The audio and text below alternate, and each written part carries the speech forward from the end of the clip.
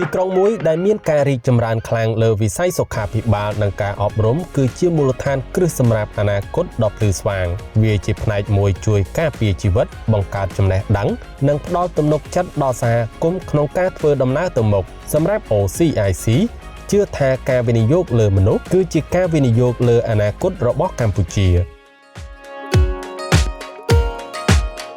មន្ទីរពេទ្យ Intercare ត្រូវបានបង្កើតឡើងក្នុងអំឡុងពេលដ៏លំបាកបំផុតមួយក្នុងប្រវត្តិសាស្ត្រនាសម័យទំនើបគឺអំឡុងពេលនៃការឆ្លងរាតត្បាតជំងឺ COVID-19 នៅគ្រាដែលសេវាសុខាភិបាលដែលអាចទុកចិត្តបានត្រូវបានចាត់ទុកជាតម្រូវការចាំបាច់ពីការចាប់ផ្ដើមនិងការឆ្លើយតបជាបន្ទាន់មន្ទីរពេទ្យ Intercare បានរីកចម្រើនក្លាយជាស្ថាប័នសុខាភិបាលដែលទទួលបានទំនុកចិត្តផ្ដល់សេវាព្យាបាលតាមស្តង់ដារអន្តរជាតិដោយផ្ដោតលើការយកចិត្តទុកដាក់មនុស្សធម៌ដោយទទួលស្គាល់ពីស្ថានទូតបរទេសនិងដៃគូយុទ្ធសាស្ត្រជាមួយនឹងមន្ទីរពេទ្យអន្តរជាតិឈានមុខ Intercare គឺជាផ្នែកមួយដ៏សំខាន់នៃ Olympia Medical Hub ដែលនាំមកនូវសេវាសុខាភិបាលលំដាប់ពិភពលោកមកកាន់សហគមន៍នៅទីក្រុងភ្នំពេញ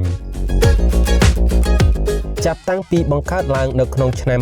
2012សាលាអន្តរជាតិកាណាដានៃទីក្រុងភ្នំពេញឬហៅថា CIS បានរីកចម្រើនស្របតាមចក្ខុវិស័យអន្តរជាតិរបស់កម្ពុជាពីសាខាដំបូង Pasar Garden រហូតដល់កោះពេជ្រនិង Olympia City CIS បានក្លាយជាសាលាអន្តរជាតិកំពូលមួយនៅកម្ពុជាដោយទទួលបានការទទួលស្គាល់ពេញលេញពីខេត្ត Alberta ប្រទេសកាណាដាក្នុងកម្រិតខ្ពស់បំផុត CIS ដល់នៅកញ្ចប់សិក្សាជាច្រើនរួមទាំងកម្មវិធី International Baccalaureate Diploma Program នៅទីនេះសិស្សានុសិស្សត្រូវបានលើកទឹកចិត្តឲ្យបង្ហាញទេពកោសល្យបង្កើតភាពច្នៃប្រឌិតនិងអភិវឌ្ឍជំនាញដើម្បីក្លាយជាពលរដ្ឋពិភពលោកដែលមានការយល់ដឹងនិងគុណធម៌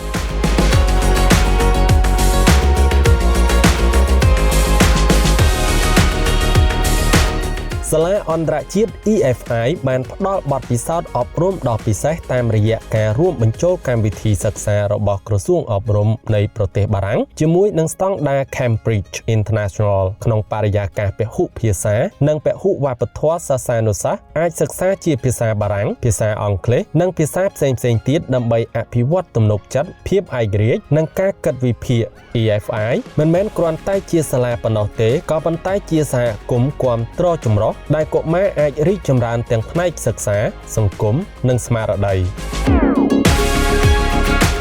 សាកលវិទ្យាល័យ Camtech បានបោះជំហានដ៏ស្វាហាប់មួយឆ្ពោះទៅកាន់អនាគតរបស់កម្ពុជាជាសាកលវិទ្យាល័យដំបូងគេនៅកម្ពុជាដែលផ្ដោតលើបច្ចេកវិទ្យាបញ្ញាសិប្បនិម្មិត Camtech កំពុងតែត្រួសត្រាយផ្លូវថ្មីសម្រាប់ការអប់រំកម្រិតឧត្តមសិក្សាដោយផ្ដល់កម្មវិធីសិក្សាចាប់ពីថ្នាក់បរិញ្ញាបត្ររហូតដល់ថ្នាក់បណ្ឌិតផ្នែកបញ្ញាសិប្បនិម្មិតរួមទាំងការស្រាវជ្រាវច្នៃប្រឌិតក្នុងវិស័យវិទ្យាសាស្ត្របច្ចេកវិទ្យានិងសង្គមតាមរយៈគម្រោងដូចជា AI Forum មជ្ឈមណ្ឌលសិលធម៌វប្បធម៌បញ្ញាសិប្បនិម្មិតពុទ្ធសាសនានិង AI Lab សម្រាប់ការអប់រំ Camtech កំពុងតែបណ្ដុះបណ្ដាលនិស្សិតជំនាន់ថ្មីនៃអ្នកច្នៃប្រឌិតដោយបញ្ជាក់ថាបច្ចេកវិទ្យាត្រូវតែដឹកនាំដោយមិនត្រឹមតែបញ្ញាសិប្បនិម្មិតប៉ុណ្ណោះទេក៏ប៉ុន្តែប្រកបដោយសិលធម៌ប្រាជ្ញានិងតម្លៃជាមនុស្ស